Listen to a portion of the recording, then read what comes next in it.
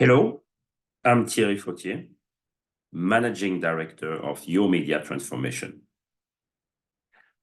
I've worked for 20 years at Harmonic, and amongst other topics, I work with the DVB on some standardization projects such as targeted advertisement, multicast AVOD, UHD. I'm quite happy to see all those projects getting traction. So today I'm going to give you a TED-style keynote on TV industry transformation. I just came back from TV Connect in London last week, where I learned a lot of interesting information, confirming my thinking. Note that the pictures shown are coming from Microsoft Pilot, their AI image generation tool. So yes, AI can help you in your daily life.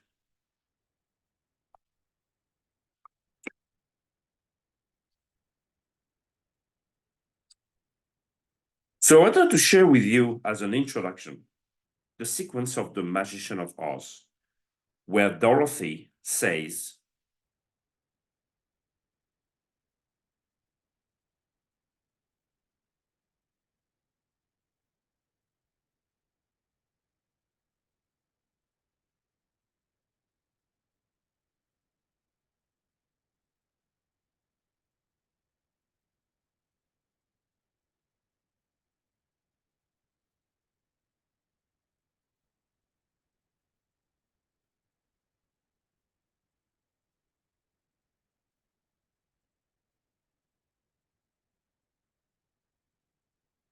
we're not in Kansas anymore, meaning we have stepped outside of what is considered normal. We are in a state that is unfamiliar and uncomfortable. The crossroads between OTT and pay TV. Omdia presented at Connected TV some interesting numbers I'm going to share with you. The subscriber of OTT crossed the 1 billion subscriber flat line of pay TV operators in 2020 already, being at 100% more in 2028. Quite a significant growth. But on the revenue side, pay TV in 2024 is still at $200 billion, while OTT is at $140 billion. Cross will not happen before 2028. Ampere tells us that in the US, we will see for the first time the OTT revenue pass the pay TV one in 2024.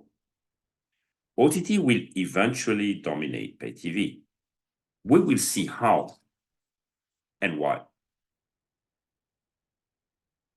The chain reaction.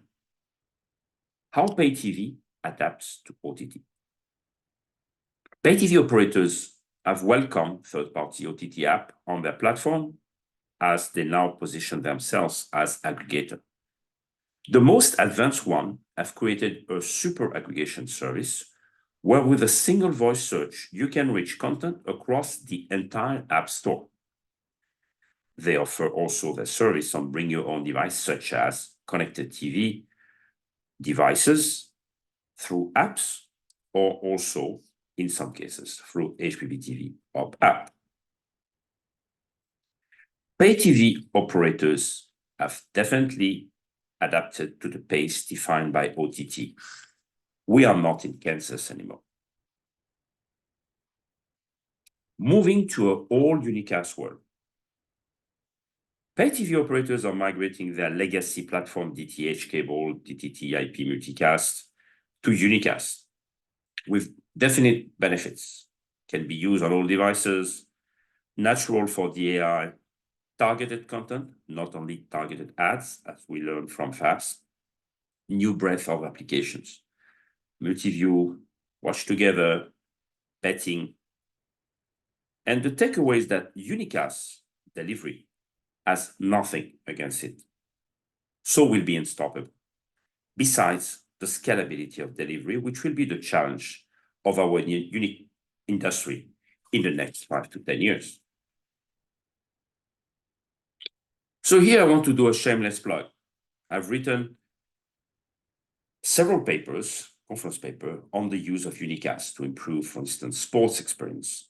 I'm also creating a video that will present the migration of IPTV operator from multicast to unicast that will soon be published.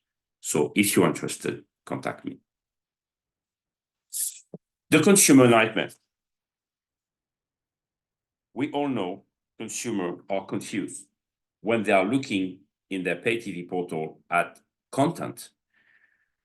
And if the content aggregation, the super aggregation has not been done properly, it's a nightmare. And Omdia is telling us that less than 20% of the subs buy their OTT subscription through their pay TV operators. So maybe pay TV can help here. So if you don't have a good super aggregation strategy, your consumer will be forced to go on apps such as Just Watch.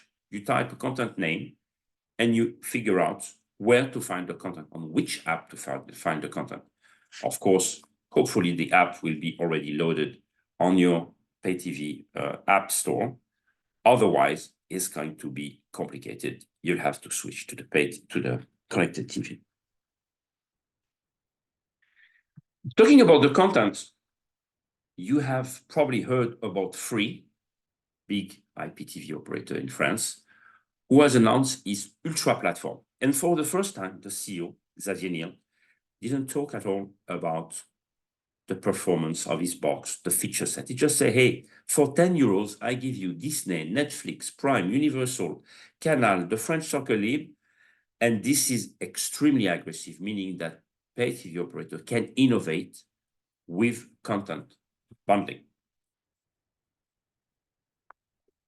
Once you have discovered the content, once you have access to the content, how do you manage all your subscription? Which app do you want to use? This one you want to cancel? How much do you pay per month? And here I discovered that Connected TV in London, that Swisscom was offering this service.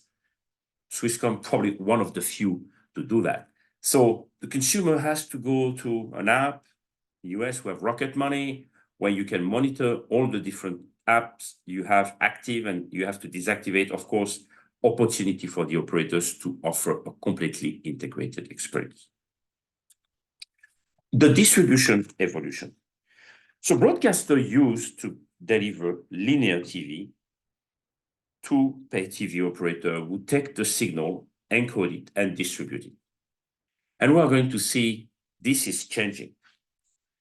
Major channels like TF1 in France, but also ITV in UK, Disney Plus, for instance, in UK, and soon ESPN US will provide their own app to compete with their other OTT services.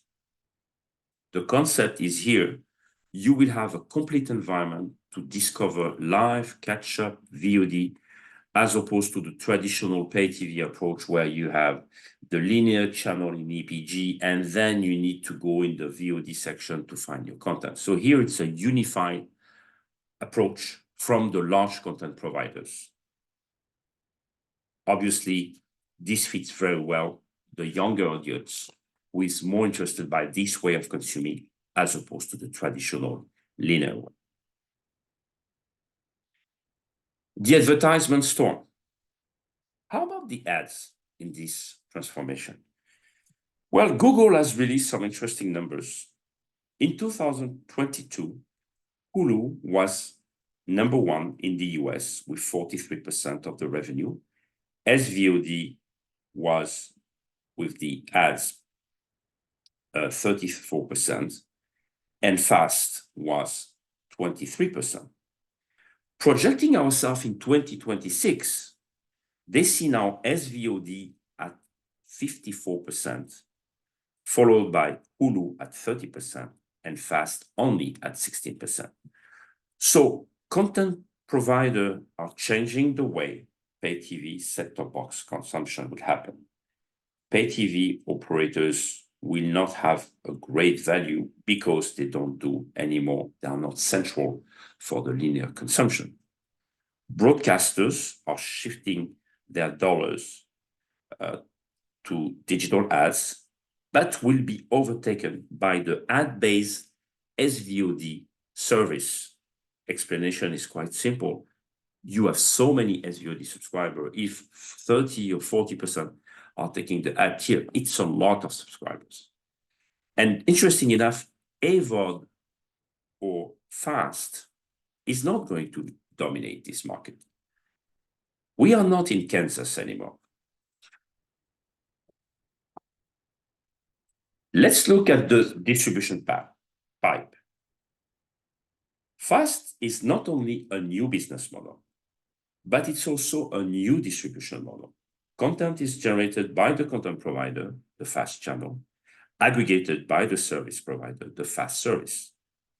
In the US, Fios TV Plus from Verizon is the first operator that received the 200 different channels, all ABR encoded and packaged by each content provider. Content provider will change the way TV is delivered. Pay TV operators are at the same level as FAST platform, but their value will be more and more diminished because they do not participate into the encoding, packaging, and the distribution is really a pipe style of distribution. We are not in Kansas anymore.